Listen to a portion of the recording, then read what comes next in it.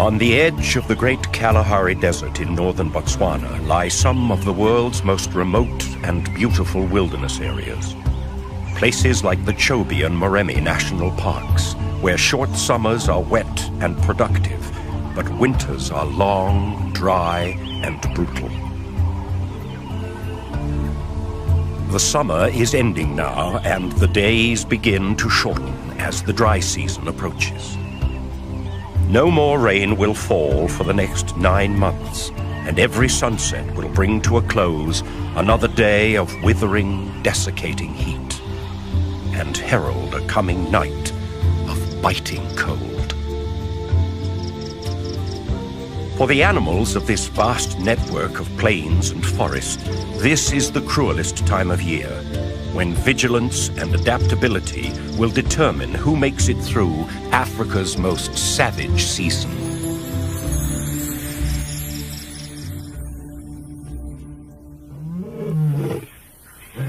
Every day is served up as a test of resilience for each different animal, as water holes dry up and food becomes more and more scarce. Only the toughest individuals of the most resilient species will make it to the other side of this harsh test. Most animals will move away to seek sustenance and water near the mighty rivers of the north. Zebra and buffalo begin to leave as resources dwindle and the hot breath of the dry season begins to wither all before it.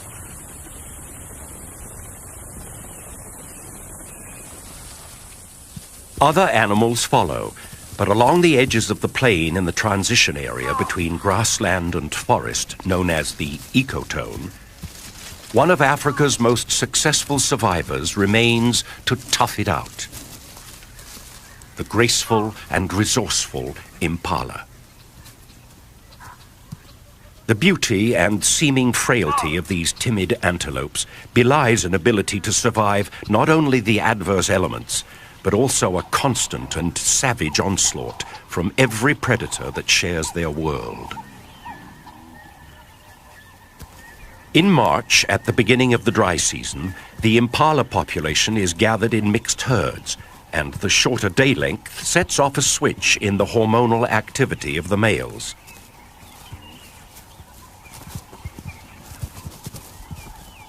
They begin to respond to the ageless pressure of nature that drives species to procreate and become increasingly intolerant of one another in herds and at gathering places. Aggression is on the increase, and behaviors such as ground horning indicate a readiness among the mature males to do battle with each other over territories and females. The shorter days mean longer, more dangerous nights for the impala. This is when they are at their most vulnerable to the legion of predators that hunt in the dark of the night.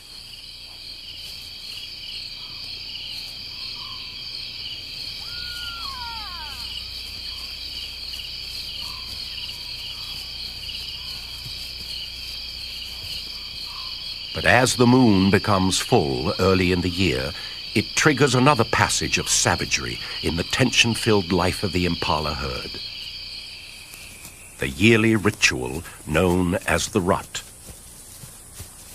The rut is the annual competition for territory and mating rights among the prime males in the population.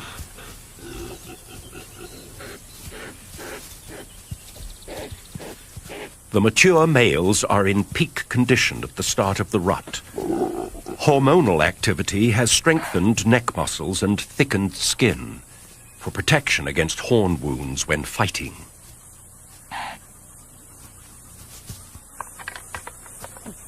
Fights at first are limited to bouts of light sparring and horn twisting.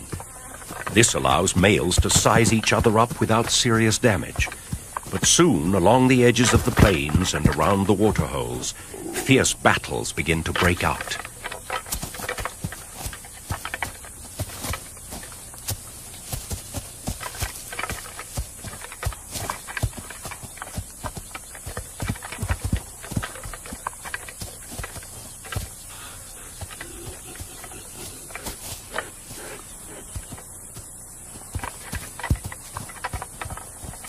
These are normally quickly settled, and the vanquished male surrenders as gracefully as possible. But sometimes the safety line of ritualized combat is crossed, and injury results.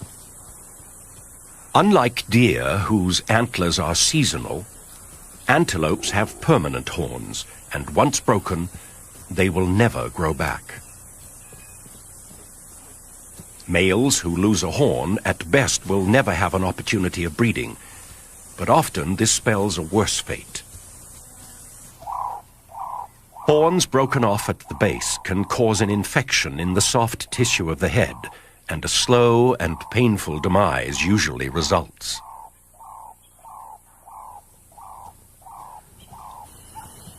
In particularly violent exchanges, a male can lose both horns, and then has no way of defending himself against painful stab wounds.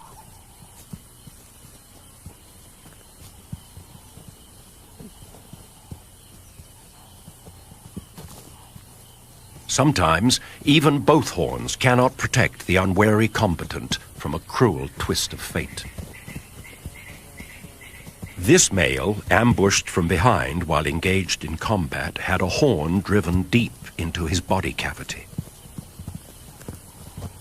A wound such as this is the end of the line, and death is not far off. The impala is the primary provider for higher levels of the food chain in southern Africa. The intact carcass of the wounded male provides an opportunity for scavengers to feast, rather than pick at the leftovers of other predators.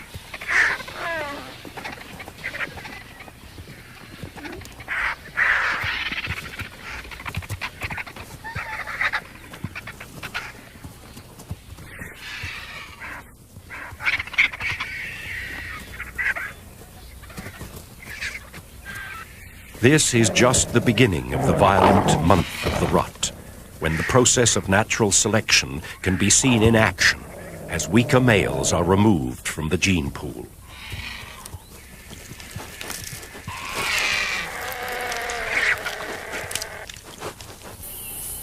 For the surviving rams, the serious business of breeding goes on. Once a hierarchy has been established, the most dominant male stakes out the prime territory and begins to display ownership. He patrols his boundaries at a steady, measured gait, walking in a tall, proud posture, rather like a gunfighter of old.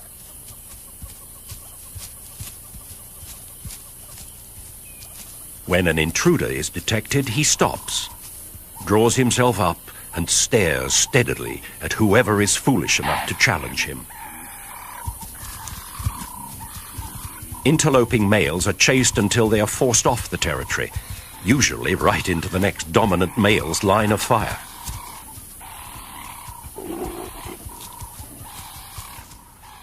The rams at the top of the hierarchy hold sway over the prime territories with the best resources, such as food and the right mixture of cover and open land. This, in turn, attracts the most female herds. Now all the male has to do is keep them there, and that's where the real hard work begins. First, he weeds out the remaining immature rams who are chased away from their mothers for the first time. All the displaced youngsters and non-breeding males satisfy their herding instincts by forming bachelor groups that live on the fringes of society. They need the security of numbers for predator detection, but antagonism remains high. For the youngsters, this is like a training camp where they learn sparring skills for future serious bouts. The most dominant males give off a strong scent from glands in their foreheads. Weaker males sniffing this scent detect the higher hormonal levels and back down from challenges, a mechanism that regulates aggression. Back in the breeding herd, the male is now using 3 times as much energy as the bachelors. He has to keep his females from leaving his turf.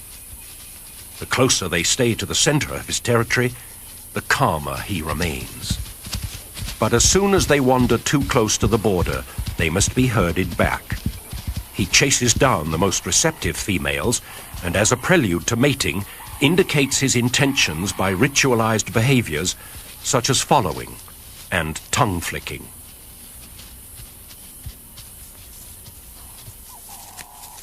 In between mating, he has his boundaries to keep and marks his territory by rubbing a secretion from his forehead glands on surrounding vegetation.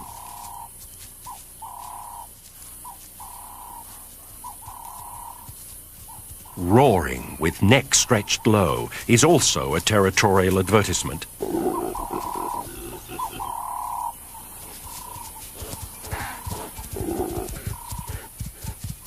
The dominant male of the herd is now being stretched to his limits. Not only must he mate as often as he can and repel sneak raids from amorous males in the surrounding bachelor herds, but he has to herd his females all day long.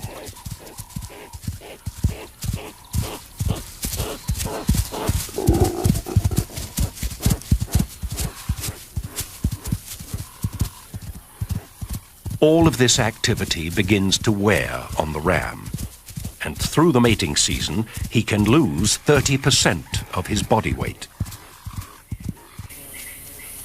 He also loses the edge that is the impala's only line between survival and disaster.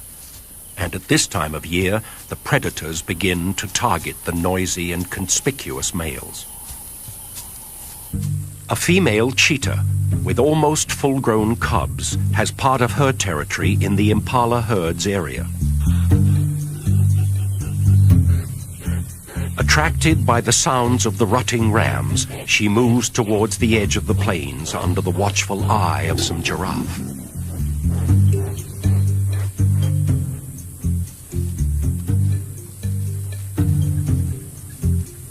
While she uses vantage points on the edge of the plains to spot potential prey, her cubs follow along. At 16 months, they are old enough to become effective hunters and are enthusiastic learners, mimicking all of Mother's moves to learn her skills.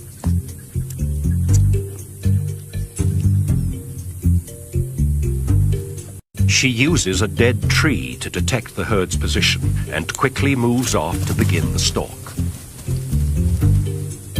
The calf still has to learn that climbing is not something that cheetahs are particularly good at. Approaching the impala, the cheetah's eye is honed to detect the slightest sign of fatigue and weakness in any member of the herd. An opportunity at an exhausted and preoccupied male is difficult to resist.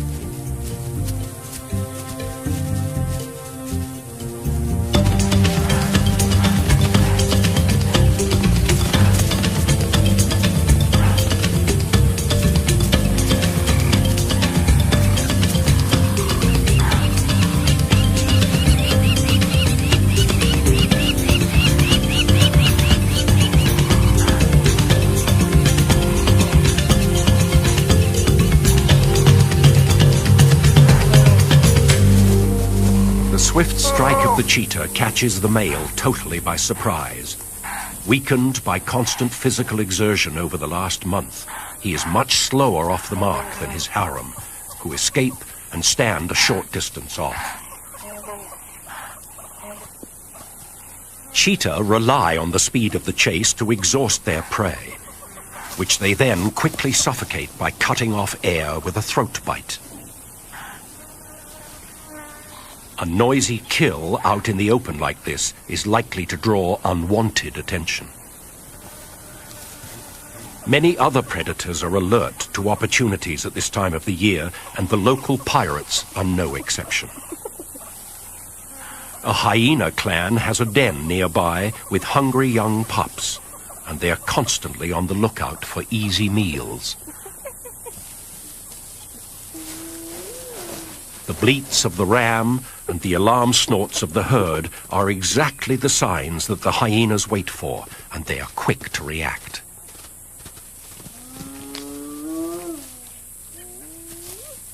All three cheetah are no match for the brute strength of a hyena.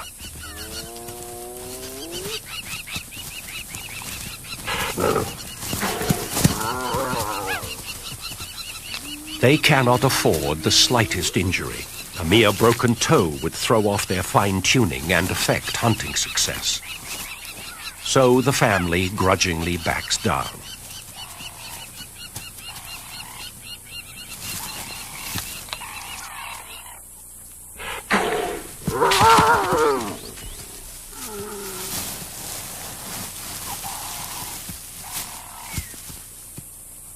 The cheetah move off to watch from a safe distance, as more hyenas begin arriving on the scene.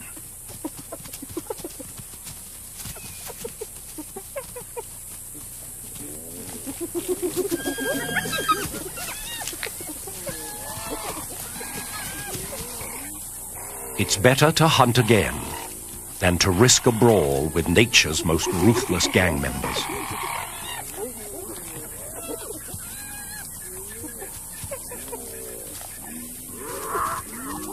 The cheetah's loss, however, is a necessary gain for the hyena clan. Back at a den away from the plains, 3 sets of pups await the arrival of their parents. Each female in the clan gives birth to 2 black pups, who gradually become lighter and spotted after 2 months. There is serious rivalry amongst hyena siblings. What appears to be playful tussling is actually an establishment of dominance between and within each pair of pups. Even as infants, hyenas can turn into deadly killers. Sometimes, while still in the den, the stronger pup will kill its brother or sister to reduce competition for mother's milk.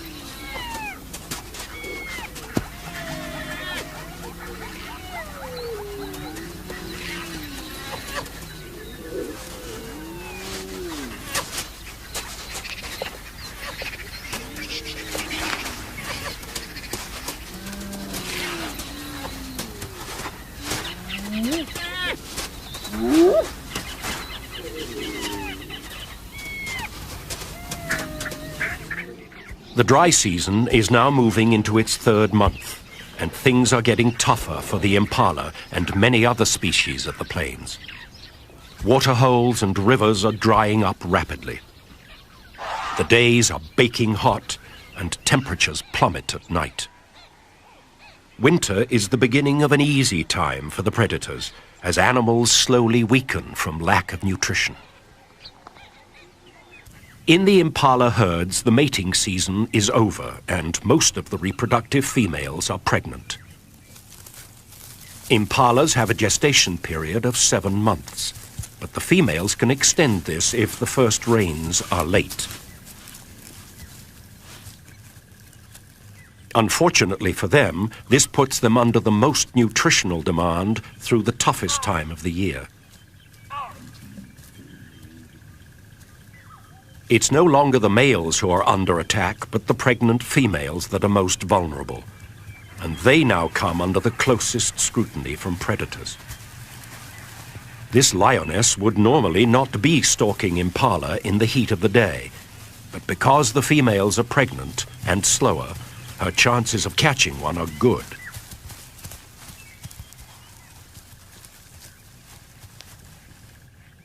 A careful approach, freezing each time the herd looks her way, gets her within striking distance.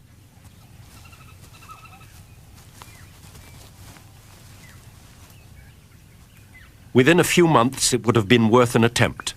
But for now, the impala are probably still too fast, and she lets them go. One of the keys to the impala's success during the savage season is the ability to switch feeding habits. Most other antelope that share habitat with the impalas are specialized in only one form of foraging. The wildebeest, for example, feeds on grasses of a certain height and quality. During the dry months, when that kind of food is no longer available and water is scarce, they move in large numbers away from the degrading grasslands. Kudu also come under feeding pressure in the dry season, although they can survive without having to migrate. They are specialized leaf eaters, or browsers, and feed on bushes and trees on the edge of the plains.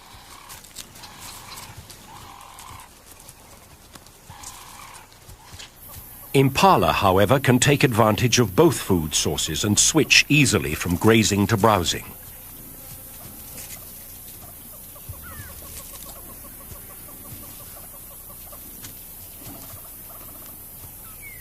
They have the ability to eat fallen leaves when out-competed by other browsers, and can even resort to digging for underground chutes in dried-up waterholes.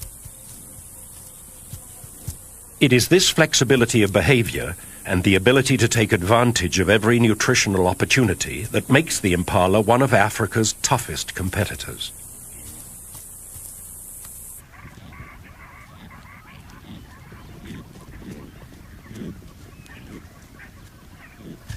Deep into the dry months, some species of acacia tree come into full bloom, attracting the attention of troops of baboons.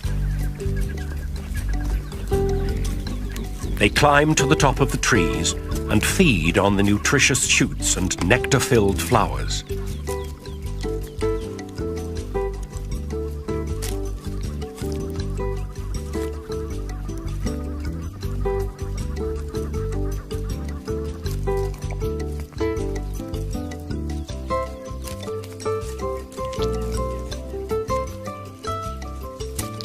As the troop greedily picks at the blooms, they drop more than they eat.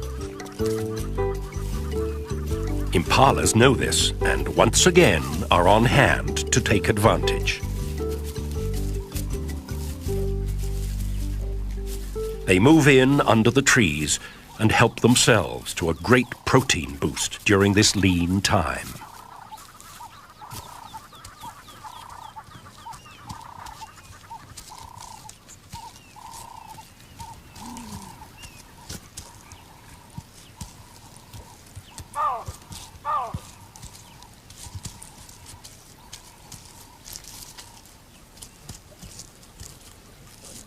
Along with the baboons, there is another hugely successful generalist living in the impala's realm, who's not only able to change feeding behavior, but can change and manipulate the very environment in which it lives. Elephants feed along the ecotone during the dry months, reaching for the foliage they need to fuel their 6-ton bodies.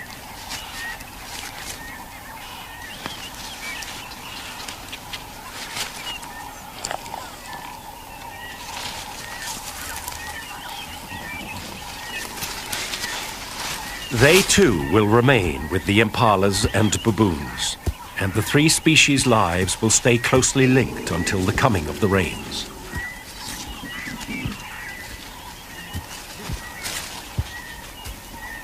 These giants have a fascinating method of harvesting a food source, directly available to no other species: the pods of the camelthorn tree, Acacia albida. With their great strength and size, they could easily tear limbs and pods from the tree or simply push the tree over. Instead, they carefully shake the tree, causing the pods to drop to the ground.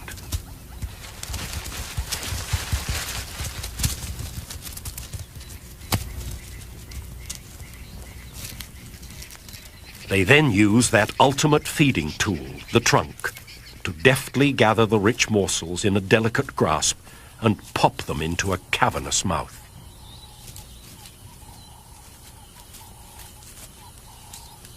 This behavior is remarkable in many ways. It benefits the elephant, who not only gets a rich meal, but seems to understand that by leaving the tree standing, there's a guarantee of other harvests of pods for years to come. It also benefits other inhabitants of the ecotone, and once again, the first to move in are the impala. Their teeth and jaws are not at all suited to chewing and swallowing pods, but again, their adaptability affords them a protein-rich meal.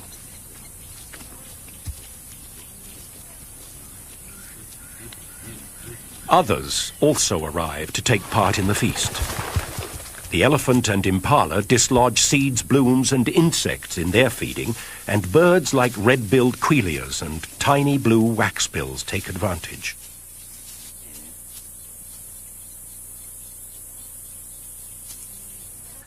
During these harsh times, resourcefulness becomes the key to survival. And again, it's the ability to change feeding behavior that helps individuals make it. This is displayed by an experienced male baboon who's had to survive other harsh winters.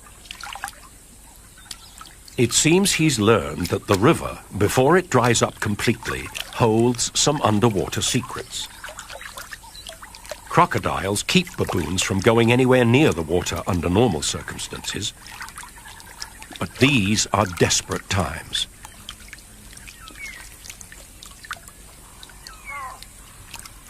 It's hard to understand how a behavior so foreign to this animal could have evolved. But with remarkable skill, he feels for the underground bulb of a water lily and removes it to safety.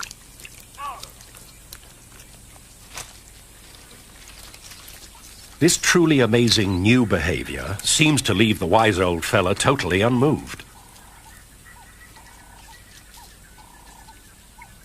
With great dexterity, he peels and eats the succulent shoots before tearing into the food-packed storage organ of the plant.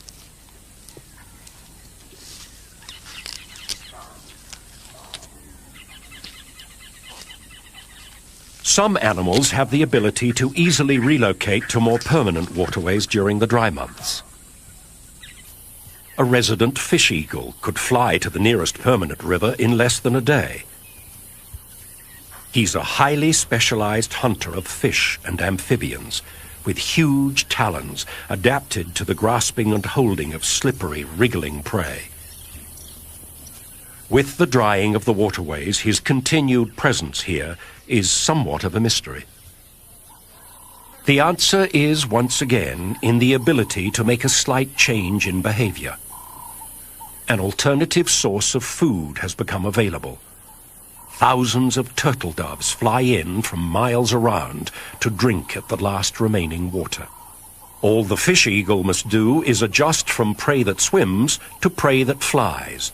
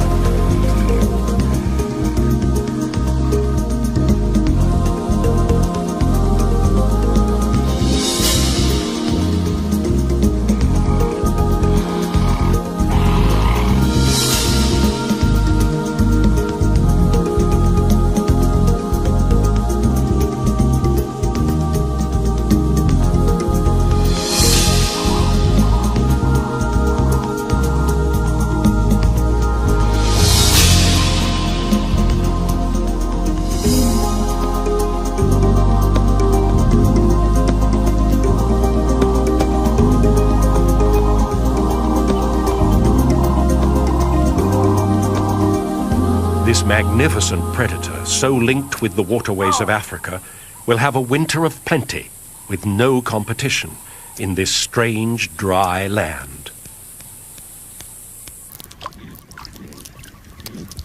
Not only is predation on the increase, but the impalas are having a tougher time at the waterholes.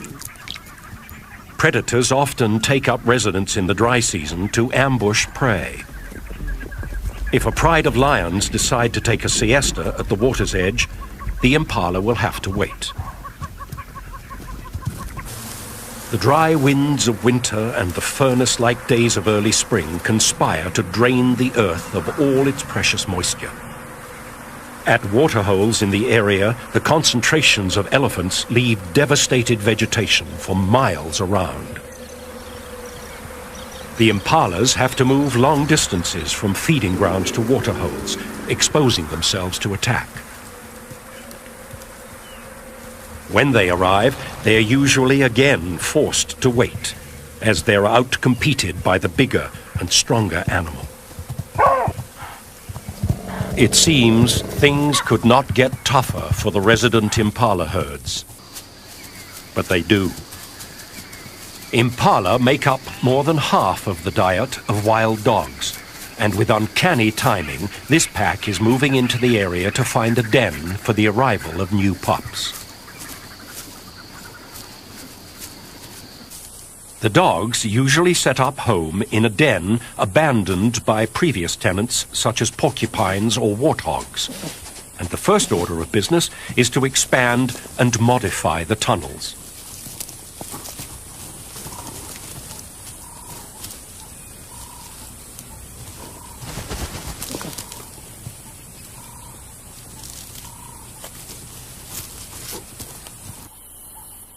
Once the breeding female has given birth to the pups underground, the pack is anchored to the area for at least 3 weeks.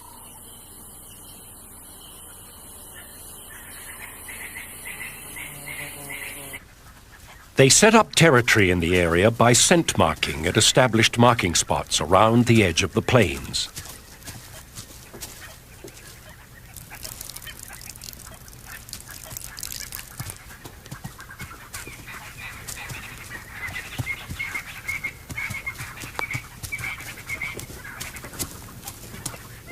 Although they hunt primarily in daylight, they often set off to hunt before dawn, and while they're in the area, they work mostly along the ecotone in the territory of the impala. This is Africa's most efficient social predator. Once they have selected a target and stalked close enough, they seldom miss their intended quarry.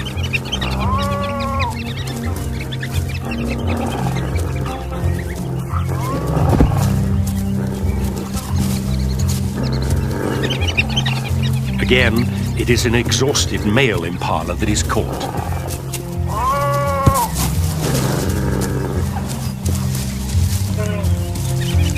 With a method of killing that appears cruel, dogs are much maligned as vicious, unfeeling brutes. But they kill quickly and share the spoils evenly among themselves.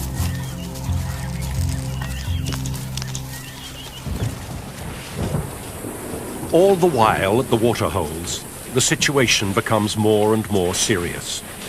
As thunderstorms threaten to break the desperate grip of the dry season, bull elephants line up patiently in a well-established hierarchy, waiting their turn to drink.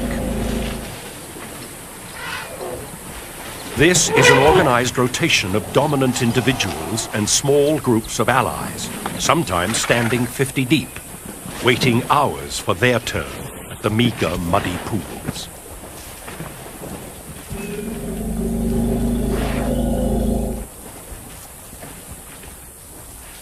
The female herds with their babies are much more anxious about traveling across open areas and drinking at the waterholes. This year, the herds are under extra stress. The distances they have to travel daily between feeding grounds and water has been made even greater by a huge fire that has swept through the northern part of Botswana.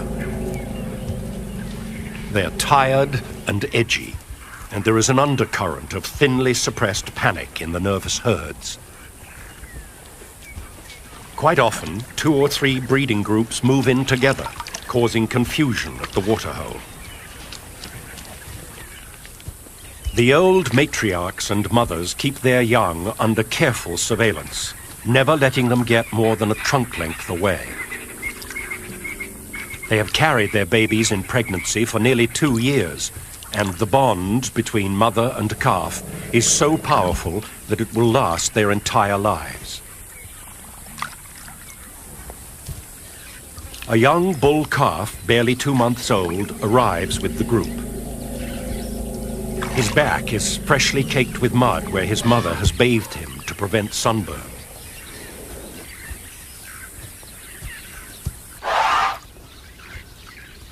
The herd spends time enjoying a drink and a splash before setting off again in the late afternoon.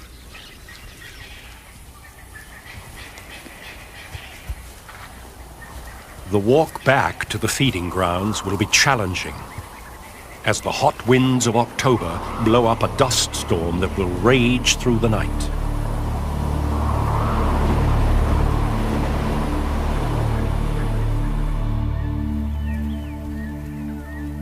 Early the next morning, it appears something has gone terribly wrong in the night.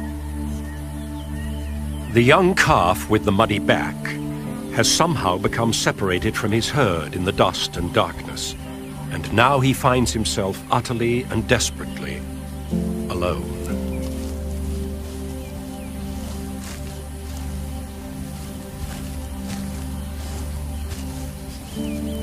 Elephants, with their deep social bonds, are known to adopt stranded orphans.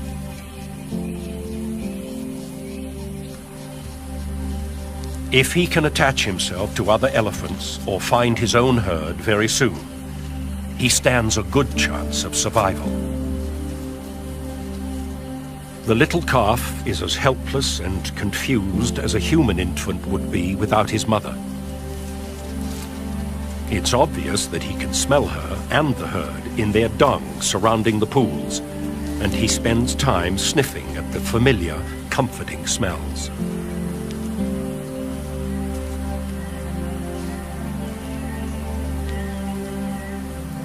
He also picks up the scent of elephants on the trees where they have rubbed themselves after mud bathing.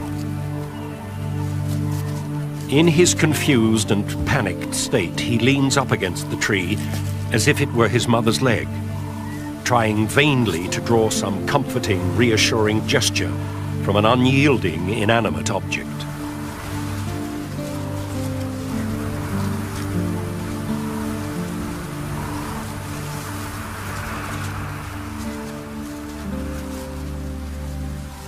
After his first hours alone, help arrives in the form of a few huge elephant bulls.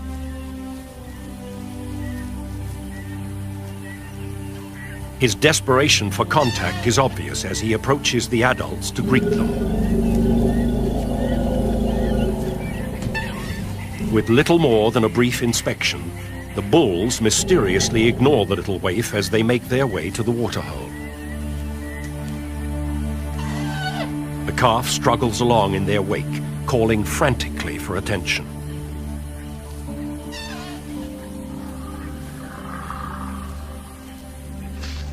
The calf is still totally dependent on milk. He can't even drink water for himself, and as the temperature steadily rises into the hundreds, he becomes more and more thirsty.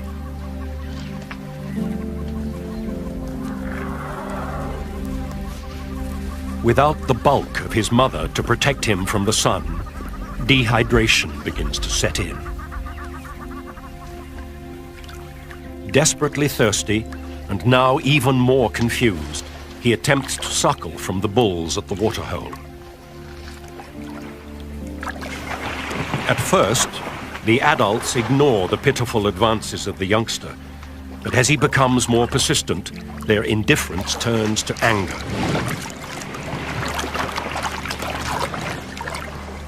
In the water, he is repeatedly kicked by one of the bulls. The blows from such a huge animal to the soft young head obviously stun and damage him.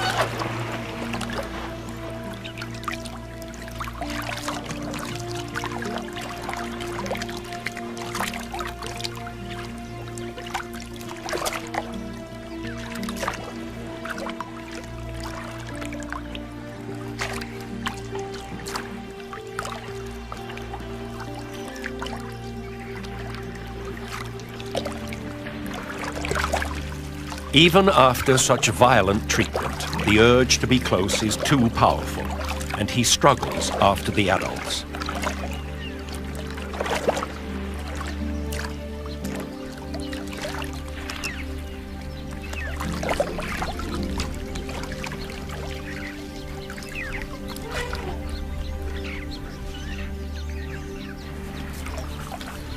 Like an abused child, he knows nothing else to do but follow and keep trying to make a friend.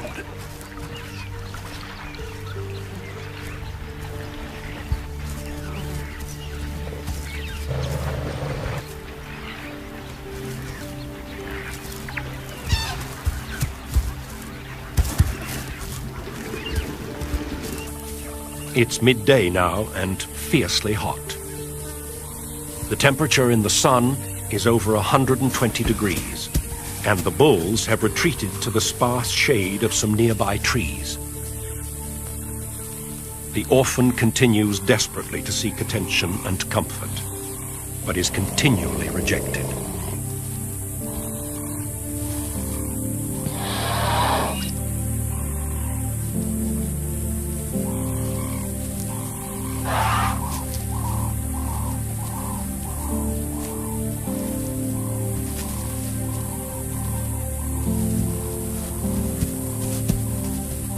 His utter confusion and lack of understanding of what is happening to him is obvious. He spends the hottest part of the day dejectedly circling the herd in the baking sun.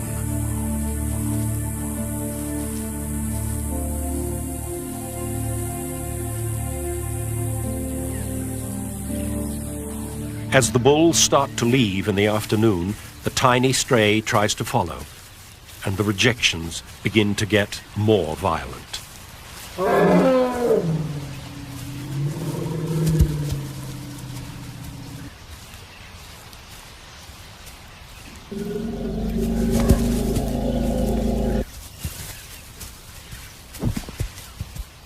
This aggressive behavior is highly unusual, considering the gentle and tender nature of elephant social life.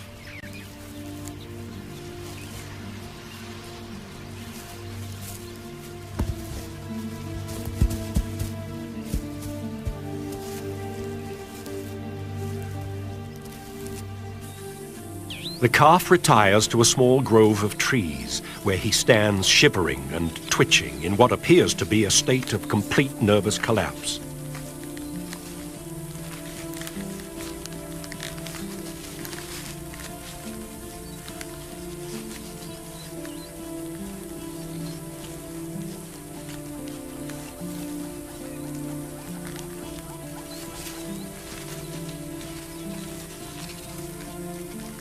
The resilience of this little beast, however, is remarkable, and his will to live drives him back out into the open.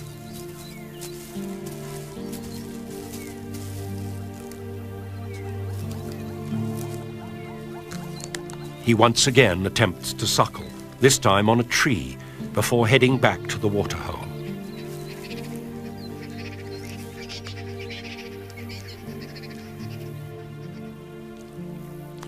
Having collapsed at the edge, he barely manages to drag himself into the mud.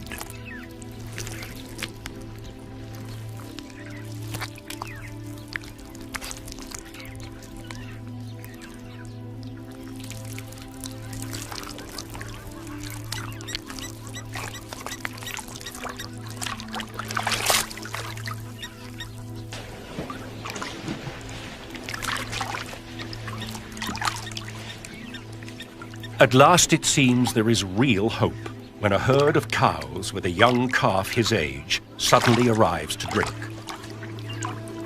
As he persists in getting close to the herd's own calf, the reaction of the females is shocking. This would be the ideal group to adopt the stray. With young calves of their own, the females are lactating, and their overpowering maternal instinct should be stimulated by the calf. But instead, he is once again violently rejected.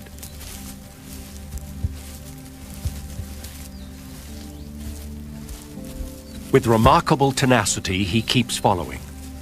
But now, the matriarch has had enough, and this time actually tries to kill the bewildered baby.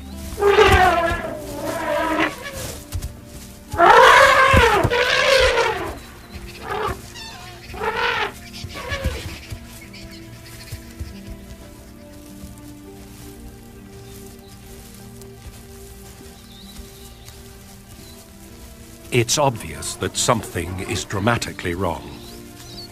Is this violent reaction an indication of the stress the elephants are under? Can the females simply not afford the energy to adopt the youngster because this year's meager resources are barely enough to raise their own offspring? Is there something physically wrong with the baby that the other animals can sense and want to avoid?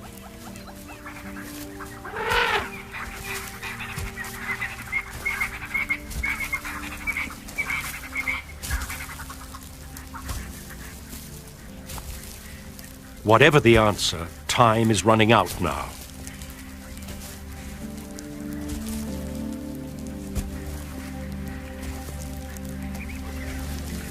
As the sun sets, the final act in this desperate tragedy of a day begins to unfold.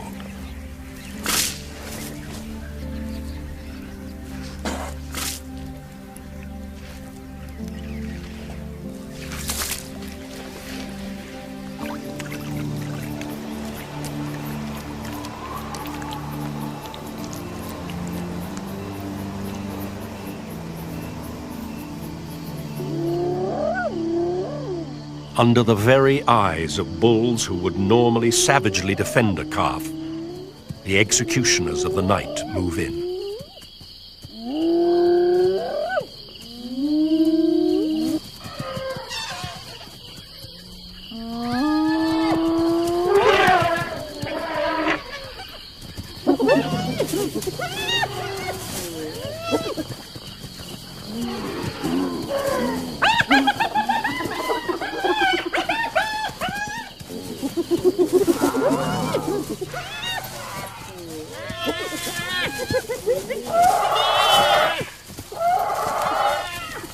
Although his death is violent and brutal, it is merciful at the same time. He will not have to endure another minute of the loneliness, bewilderment, and pain that was this terrible day.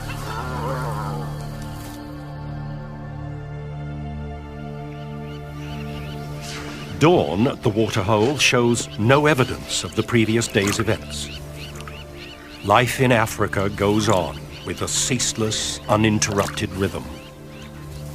Every event has its place and fits seamlessly into the flow of days and nights.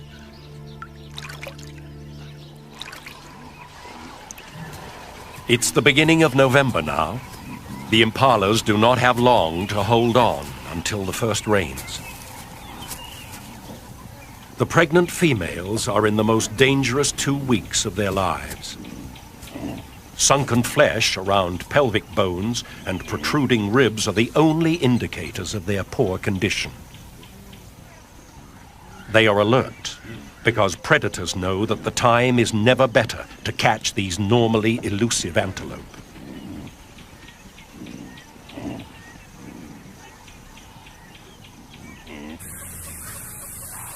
Still, the most dangerous time for them is the trip back to the plains.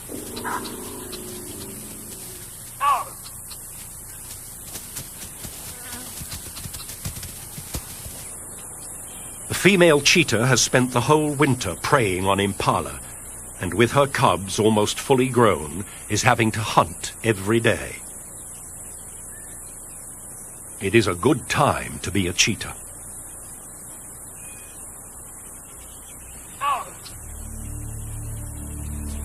Through the season, the cheetahs have lost over 70% of their kills to the hyena, so the female has changed her behavior.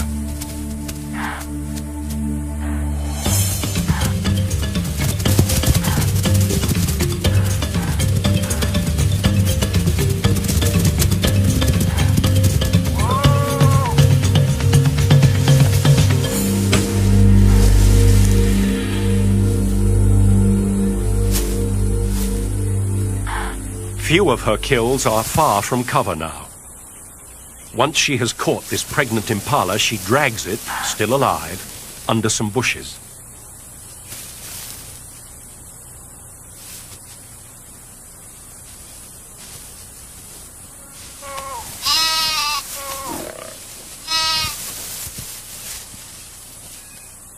The cubs are learning to kill, but the noise may attract the hyenas again, so she swiftly dispatches it.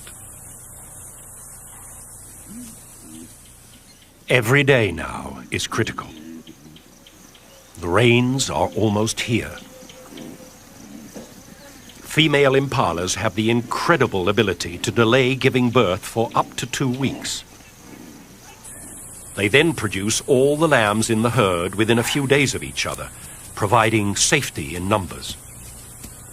Invariably, though, females who mated first in the season can't hold on, and there are early arrivals.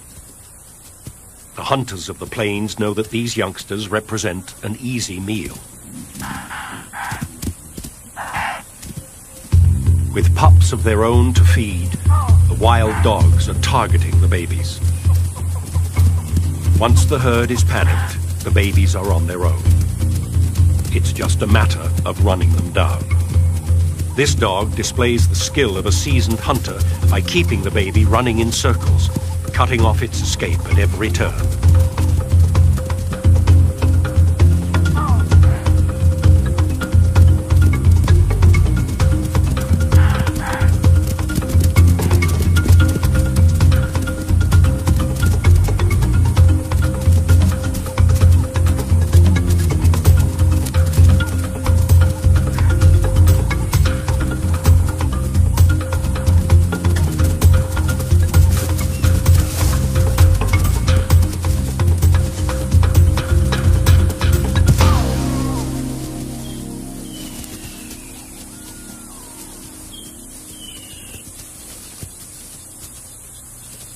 The pack will probably kill most of the early babies, but the herd is almost out of danger.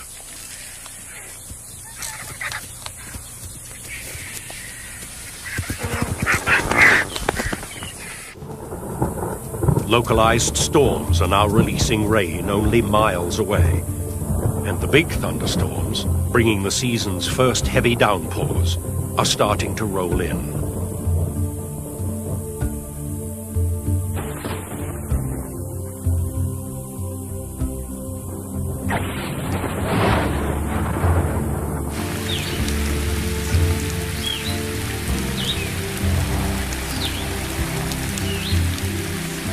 The rain very quickly brings a close to the seemingly incessant days of heat, dust, and death.